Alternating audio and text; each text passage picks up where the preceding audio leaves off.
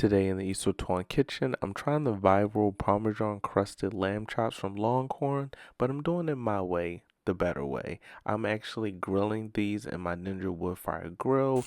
It makes some perfect sear marks for the lamb chops. Look at those sear marks. Ooh, this thing turned out amazing. Parmesan cheese, and guess what? I'm using no ranch for this recipe. I'm using mustard. Mustard pairs better with lamb, so let's go. All of the ingredients and measurements will be in the description box for you to follow. I have a whole rack of lamb that's already Frenched. I did not have the butcher trim the fat, so I just trimmed the fat myself. You can have your butcher do that.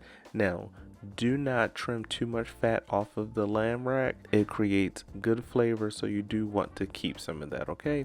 And also, you can keep that lamb fat and use it for like lamb grease, just as you would for like bacon grease, okay? Now, we're going to cut this lamb rack into lamb chops, and we're going to cut right down the middle of each bone. So right in between the bone, away from the rib bone at the bottom, you cut it into a perfect lamb chop just like that. Take your time with it. Cut them into your desired size pieces.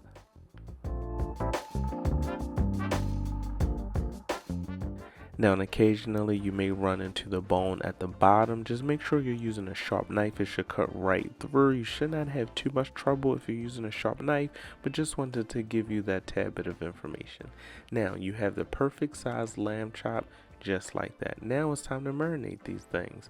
Now, don't forget to like this video and subscribe to the channel for more recipes from Eats with Twan. Transfer your freshly cut lamb chops to a bowl. We are going to marinate these bad boys. Now, remember, all of the ingredients will be in the description for you to follow. I'm using avocado oil. I'm using black pepper.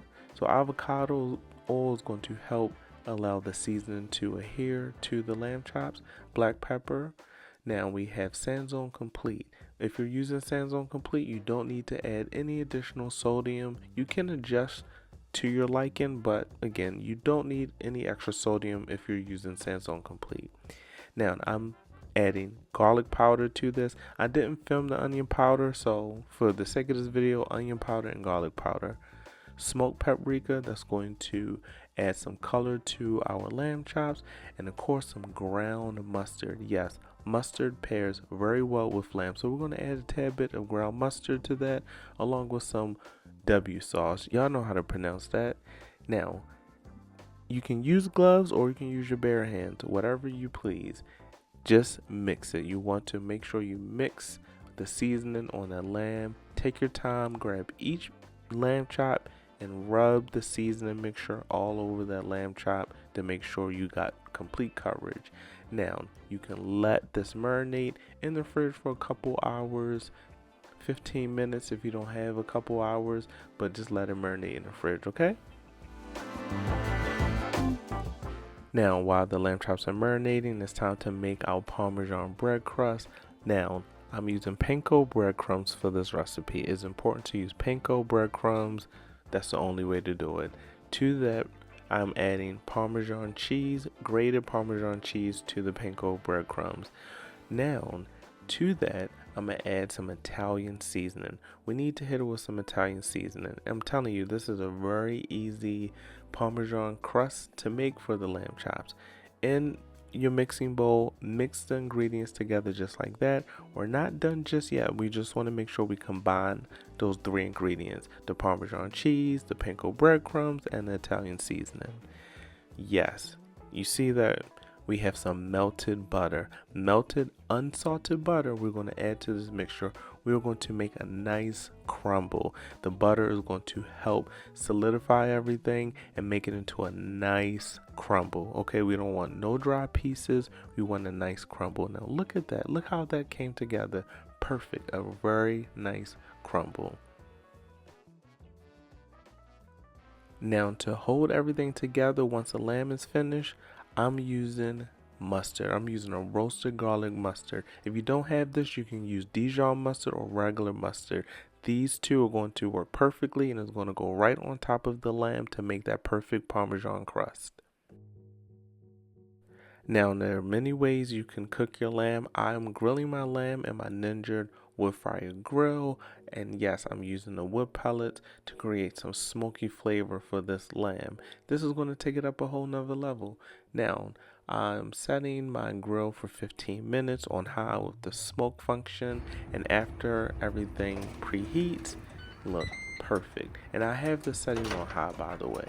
Now, I added my seasoned and marinated lamb chops to the grill. I want a nice grilled lamb chop. And guess what? Grilling it is going to have a nice sear to it. Okay, so again, it's slightly different, but if you don't have a grill, you can use the oven, you can do stove top. There's many ways you can cook your lamb chops. I just prefer mine grilled. The cooking process should not take any more than about 12 to 15 minutes, whether you're cooking these on the stove top or in the air fryer. Just make sure you're flipping them halfway through so that way they can cook evenly on both sides. Now, once your lamb chops are finished, this is a time where we're going to add the crumble and everything else on top. But just take a look at this grilled lamb. These grilled lamb chops were amazing. I can't tell y'all how bad I wanted to eat one of these things, but I know I had to make a recipe video for y'all. Now, I'm using mustard. I believe Longhorn uses ranch, but mustard pairs so much better with lamb. So I'm adding mustard to each one of the lamb chops to add that crumble on top along with some cheese. And guess what? We're going to be finished with this recipe and ready to eat. So I hope y'all sticking with me now. Now, after I added the mustard to each one of the lamb chops, I added some shaved Parmesan cheese just like that. You see that? Then I take a handful of that crumble and I added some right on top. So we have the mustard, the shaved Parmesan cheese, and that buttery Parmesan crust crumble. Okay, so we're going to go ahead and add that to each of the lamb chops. Now, it's not a crust just yet. Let me correct myself. It's a crumble. It will be a crust as soon as we put this in the broiler. I recommend adding more cheese on top. This is the part where you can add as much or as little as you want. Okay, make it your own recipe. I added more cheese on top. I wanted a nice crust. Okay, now I'm going to put these in the broiler, or if you don't want to put them in the broiler, you can actually put them in the air fryer. Yes, I got excited there, didn't I? But listen, you can put those in the air fryer only for a few minutes until that cheese melts and that crumble becomes a crust for about 5 to 7 minutes. And look at that. Look at that, folks. We have our Parmesan Crusted Lamb Chops. Guess what? We use that mustard, that Parmesan cheese. Telling you, everything turned out amazing. Now look at that crust on those lamb chops, okay?